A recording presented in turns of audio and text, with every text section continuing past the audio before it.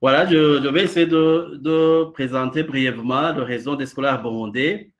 Et dans l'introduction, j'ai dit que le réseau des scolaires burundais est fait d'une vingtaine, donc nous sommes à 22, dont 7 qui sont plus actifs par rapport aux autres parce que ça se remarque au niveau des réunions que nous organisons virtuellement sur Skype et sur les messages que nous échangeons sur Telegram et WhatsApp.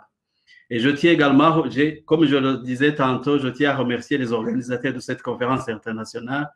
En bas, j'ai marqué les scolaires les plus actifs, lesquels nous échangeons souvent sur la mise en œuvre de leur plan d'action au niveau de leur structure de soins. Il y a ceux qui travaillent au niveau intermédiaire.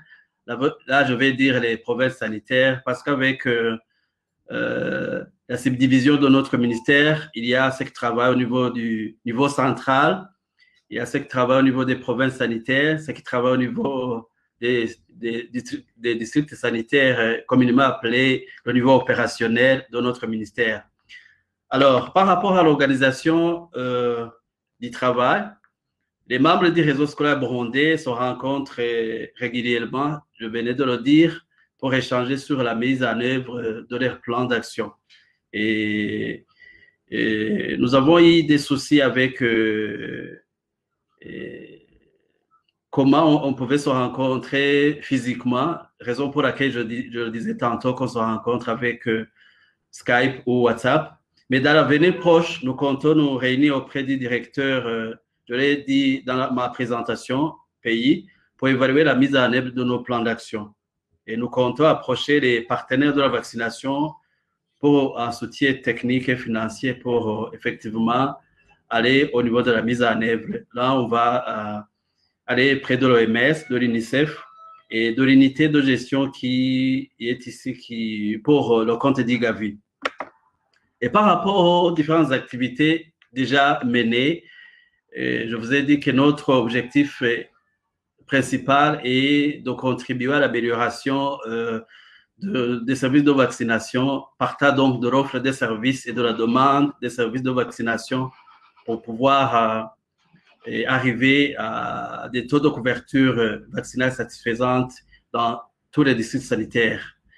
Et nous avons participé donc dans l'élaboration des micro-plans pro-équité qui visent effectivement à augmenter les couvertures vaccinales. De là, nous avons participé également à la revue des données de vaccination pour pouvoir effectivement comparer les années passées avec l'année 2020. Nous avons également participé conjointement avec les cadres du PEB dans l'organisation de la semaine santé mère-enfant et les campagnes dont la campagne de riposte contre la rougeole. Nous venons de le faire dans le mois de décembre 2020.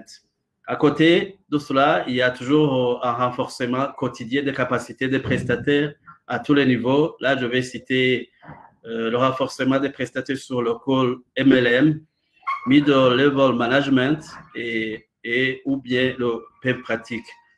Et nous avons également participé dans les supervisions et monitoring des activités de vaccination à tous les niveaux de la pyramide sanitaire.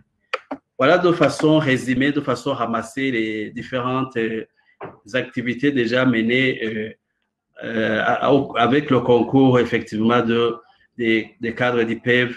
Éventuellement, il y a d'autres cadres des autres programmes et des autres directions de notre ministère.